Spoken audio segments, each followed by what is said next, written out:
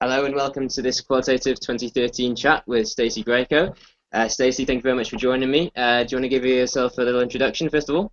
Sure, thanks, Jack. So I'm Stacy Graiko. I am a director in Firefly's qualitative practice. Firefly is part of Millward Brown, and I work here in the U.S. for the office, which is headquartered in Connecticut.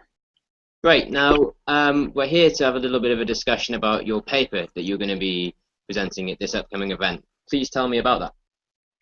Sure. So the topic is insight mining using positive psychology. And I've just finished a year-long program in studying positive psychology and have discovered in the course of the program that there are a lot of tools and techniques that we can draw from positive psychology to enhance creativity and verbal fluidity and engagement in qualitative research settings. So I'm excited to talk about that with the audience. I do want to just give a brief introduction to positive psychology. It's sort of a new emerging discipline in the social sciences, and it sometimes gets a bad rap. I think a lot of people think of positive psychology as the study and the science of happiness, and it's all about, you know, unicorns and rainbows and making people happy, when in fact it's really much more than that.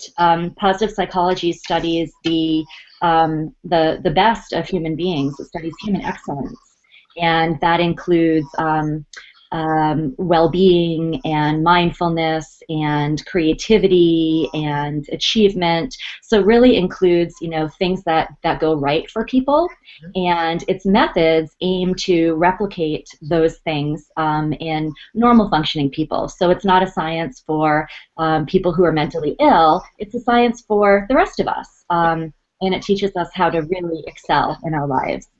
Okay.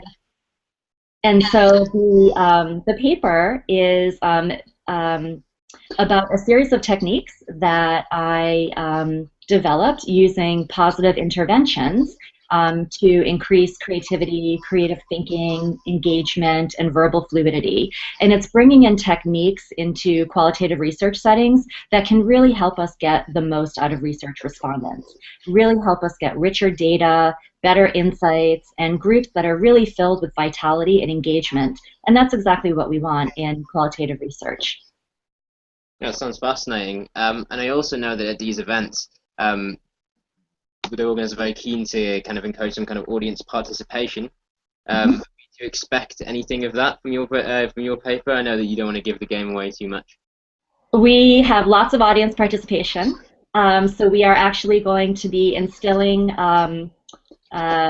creative thinking and engagement among the people who are at the conference watching our session. And we're going to do that in a couple of ways. We're going to do that early in the day before we even get on stage, and then we're going to do that actually on stage. So whoever attends our presentation can expect to come away with increased well-being at the very least. And hopefully they'll learn a few tips as well.